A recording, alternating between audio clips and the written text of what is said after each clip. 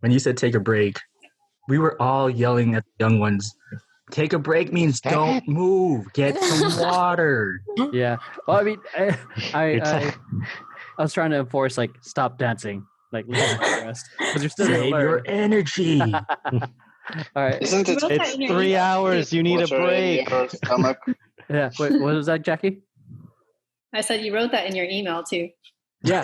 When I say take a break, I mean take a fucking break. Yeah. If you watch my streams, I'm adamant about taking breaks. Uh-huh. I work a lot, but it's because it's like the equivalent of take a break of. You can go and see our father. Also, California work laws require us to take a break. Yeah, Emeroy. Okay. I need to take a break from cyberpunk. So, yeah, but the philosophy of it is like it's similar to working out. How many times are you gonna do reps until you need to rest? Yeah, you need recovery time. At one point, does start working against you, which is why I'm against. Work hard, rest harder. Hey, yeah, like it's. I try to. I leave as little rest in between my workouts because you never know when you're gonna have some type of audition where they want you to run it back to back. No break. Listen. All I'm gonna say is I took a program and it was called the Now program, and pretty much a lot of it was talking about how like you never really want to get yourself ready for something. You always want to be ready for any kind of situation. Yeah. So I agree with that 100%. But also the rest is equally as important as the work, because if you don't let your body recover and also let your subconscious marinate on all the content that you've learned, that your body fully get ready for the next round, then are you truly performing at 100% if you're not fully recovered? Dang.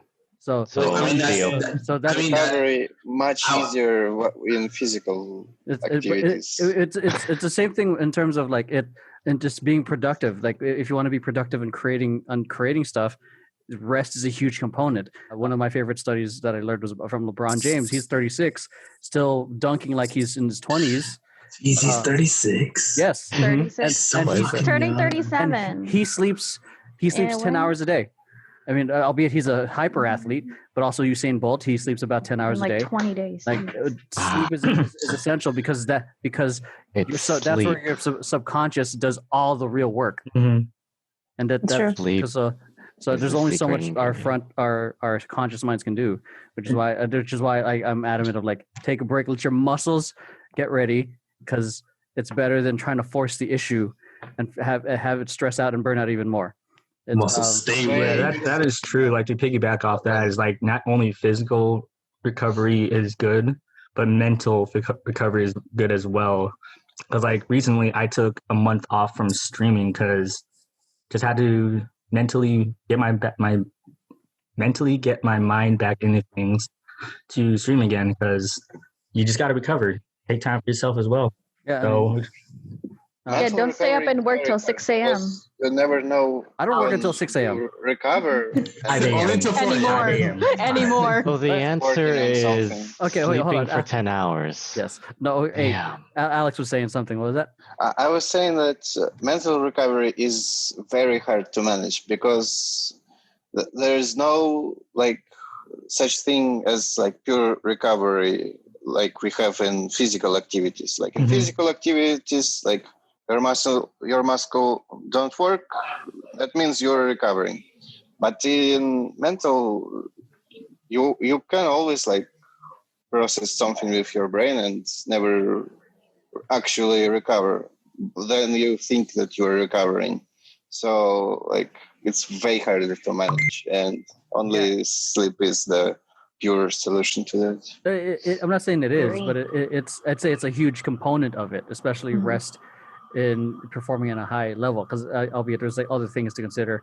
I don't know, the mental and emotional experiences you go out throughout the day, or there's even sometimes people go through traumatic stuff. So sleep isn't exactly the answer, but that's where the whole conversation of self-care comes into the equation. I'd say at the most basic level of being a high level performer is sleep, but then everything else is self-care. That goes with getting, I don't know, whatever you do for your morning routine, meditating, exercising, I don't know, playing video games, whatever else that helps take care of the mind, hanging out with people.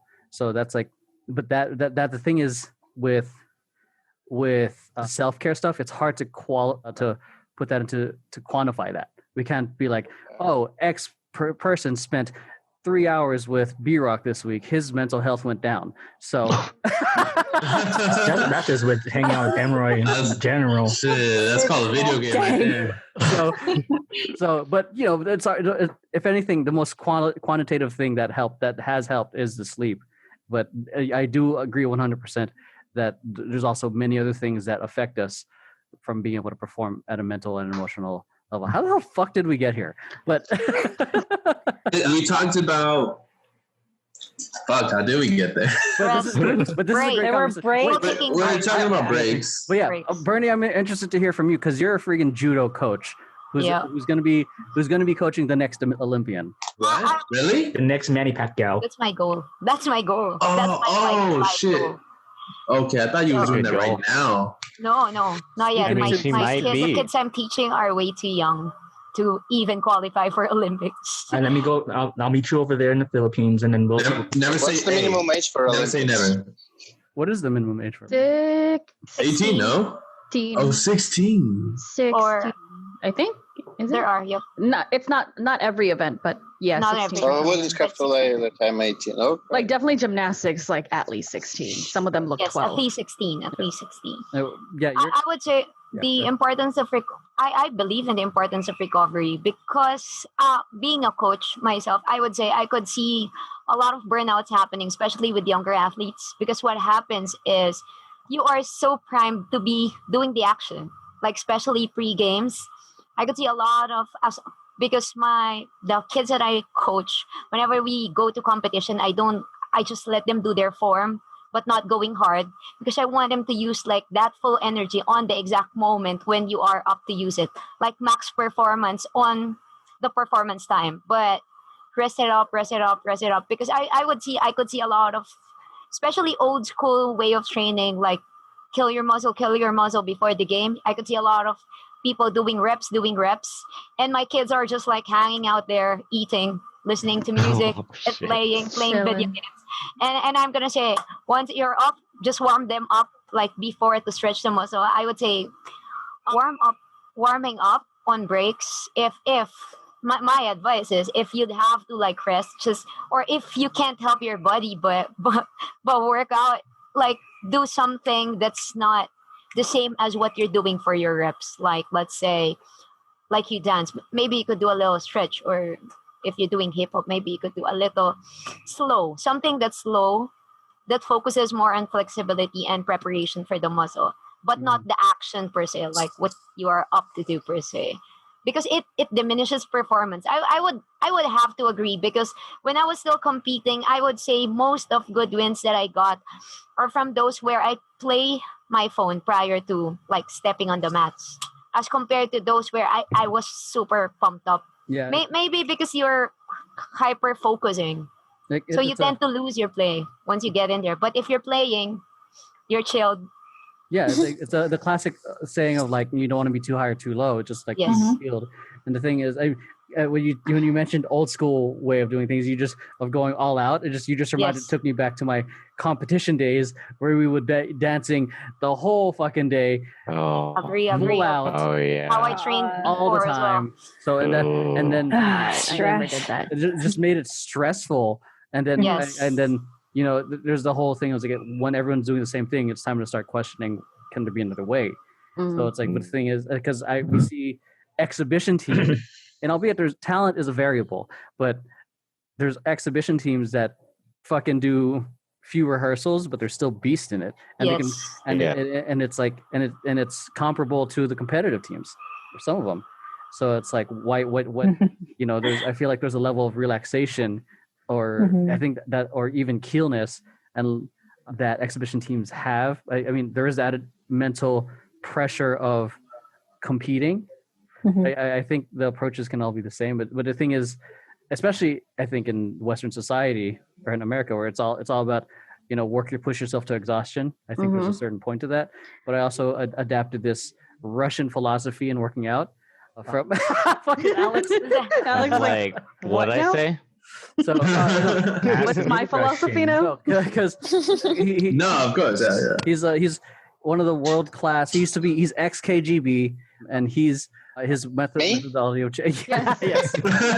So like his So ripe old age of 20. like, his methodology is all like was going like of especially when him training Olympic weightlifters. It's like never like on prep go like 80%. Like you never want to burn yourself out because that's again training your nervous system to always burn out. So you want to build the strength up for it, and then on the rough days is where you actually push it. But in between each sets, he'd be like rest 5 minutes, like let your muscles fully recover, because you want to be able to fully perform. So it's like that's where like the idea of rest it really started flourishing even more. Yeah, that's why I'm trying to push rest on rehearsals, because it's like the mental break is great. Like taking especially on stressful days of work, it's like, oh fuck this, I need to go out and maybe not go out, but like do something else, like a video game. I adapt that like kind of same thing on because like I when I was younger I never competed in anything physical really, but I was very competitive when it came to grades. I was one of those people, so I had to get straight A's or else. So like there was a lot of people that were like kind of like at my level, like with like grades and everything, but we'd all sit there and they'd all study in a group and they're just like panicking literally 30 minutes before a big exam. Meanwhile, I'm sitting here like just like perusing the book casually, and they're like, or I've competed in I was going to compete in a spelling bee, but I got sick the day before. But like apparently people were like practicing for it, and they were just like spell automatopoeia, like they were having their parents train them, and I'm just like, just read a fucking book. Read a fucking book, sound it out, and you're done. Don't compete when you're not competing. Yes, agree. Don't compete when you're not competing. Yeah, like when it's game time, it's game time. But like when like leading up to it, just be like, chill. Yeah, chill out. You brought up something that Diego and I brought up in our recent podcast. Make sure you guys go listen to that. Was that a story with Floyd Mayweather? Like he's not my favorite boxer, but I think Triple H visited him on the day of one of his matches, and he was asked, and Floyd was just watching TV. It was the day of his match, and he was like, "Aren't you going to train? Aren't you going to practice?" And he's like, "I already did all the training. Yeah. Like, if I still have to train and prepare, it's the night before, yeah. It's like I haven't done my job. If we're panicking, when we're on deck or the day of, then we'd have it fully prepared." If you don't have it now, you'll never have it. So I love how we just went in on this topic real quick.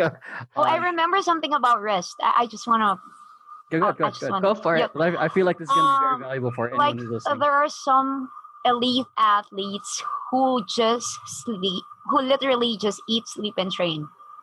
So Kobe. They play. This goes for most like jiu-jitsu, like big ass jiu-jitsu people. So what they do is they like do it all when they train, and then they hydrate, they eat, and they literally just sleep. So that's like their life cycle, and they kill it on the mats. Like they kill it on the mats because the body's like well rested.